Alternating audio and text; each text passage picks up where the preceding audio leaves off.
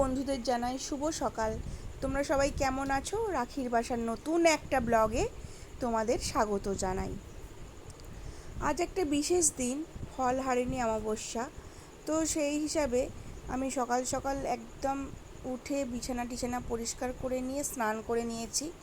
এবার চলে যাব ঠাকুর ঘরে। আমাদের বাড়িতে তো নিত্যই কালী পুজো হয়। কালীর মূর্তি নেই ঠিকই, কিন্তু যেহেতু পট রয়েছে আর বছরের একটা নির্দিষ্ট সময়, যেমন দীপাবলির সময় কালী মূর্তি নিয়ে এসেই পুজো হয়। তো আমি চেষ্টা করি মেন যে অমাবস্যাগুলো আছে সেগুলোতে আমি একটুখানি ভালো করে পুজো দেওয়ার।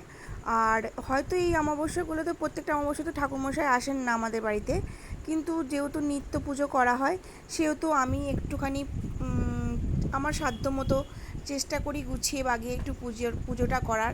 এটা করলে আমার মনটা বেশ ভালো লাগে। তো সেই জন্য আর প্রতিদিন সকালে উঠি এটা আমার একদম ফার্স্ট কাজ। সমস্ত কিছু কাজ মানে করার আগে পুজোটা সেরে নিয়ে বাকি কাজগুলো করার চেষ্টা করি। তো আজ ওই জন্য আর দেরি না করে সোজা চলে এসেছি ঠাকুর ঘরে। পুজো করার আগে যা যা করার সেগুলো সমস্ত আয়োজন করে নিচ্ছি এবং আমার পুজো দেওয়া মোটামুটি কমপ্লিট হয়ে গেছে। তো এবার চলে যাব রান্নাঘরে, কারণ কি এবার চা বানাবো। ছেলেমেয়েরা ওয়েট করে আছে, ওদেরকে একটুখানি দেবো বানিয়ে। যেহেতু এখন ছুটি চলছে তো সেহেতু ওরা বাড়িতেই রয়েছে, একটুখানি চা দেবো ওদেরকে। আজকে রোজ দেওয়া হয় না গোপুসোনাকে, তো আজ একটুখানি ও বায়না করেছিল চা দেওয়ার জন্য, ওই জন্য ওকে চা দেবো বলে তাড়াতাড়ি করে একসাথে বসিয়ে দিয়েছি সবাইকার চা। চলো আমরা চাটা খেয়ে নিই। আর আজকে সানভি বাড়িতে থাকবে না, মানে ও যাচ্ছে ওর বন্ধুর বাড়িতে। ওর স্কুলের দরকার আছে, কাজ করবে বলে ওর বন্ধুর বাড়িতে ওর বাবা ওকে পৌঁছে দিচ্ছে। আর ওই যে কাজের জিনিসটা হাতে করে ধরে আরেকজন নিয়ে যাচ্ছে যাতে ওর অসুবিধা না হয়। আর দুপুরের মেনুতে থাকবে আজকে নিরামিষ রান্না। যেহেতু এক অমাবস্যার ফলহারিণী পুজো হয়, কালী পুজো রয়েছে, সেহেতু আজকে নিরামিষ রান্নাই আমি করব। সয়াবিনের তরকারি করছি আর এদিকে বসিয়েছি দুধ আর ছানাটা করার জন্য। দুধের মধ্যে লেবুর রস চেপে ছানাটা বানিয়ে নিচ্ছি। এই ছানাটা দিয়ে কিছু একটা বানানোর ইচ্ছা রয়েছে, তো দেখি কখন কি বানাই। আর আপাতত দুপুরের মেনুতে ছিল সয়াবিনের তরকারি,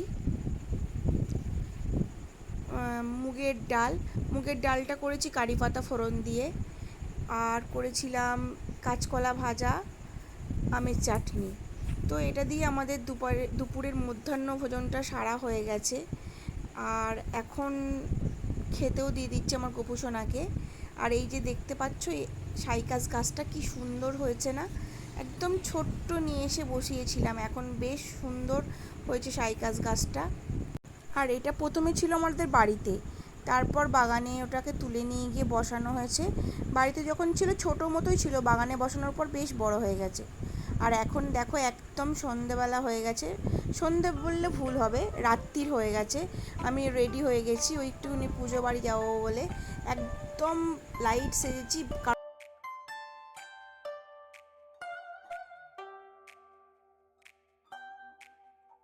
দেখো পুজো বাড়িতেই চলেও এসেছি, ভীষণ সুন্দর ডেকোরেশন করেছে, লাইটের বলো ফুলের বলো খুব সুন্দর সাজিয়েছে। আর মায়ের অপরূপ রূপও দর্শন করানোর সুযোগ হলো তোমাদেরকে। আর দেখো কি সুন্দর লাগছে না? প্রতিমা দর্শন করার পর আমরা ভিতরে গিয়ে বসেছিলাম। ওখানে শরবত আর কফির আয়োজন ছিল, তো সেখানেই প্রচণ্ড যেহেতু গরম ছিল কফি আর নিইনি, শরবত খেলাম সবাই মিলে। আর ওখানে একটা পুচকি ছিল, সেই পুচকিটাকে আমার মেয়ে ছেলে ভীষণ পরিমাণে আদর করতে।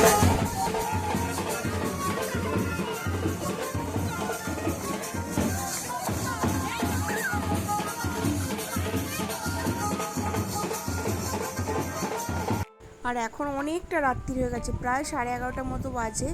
আমরা খাবার খেতে বসে পড়েছি।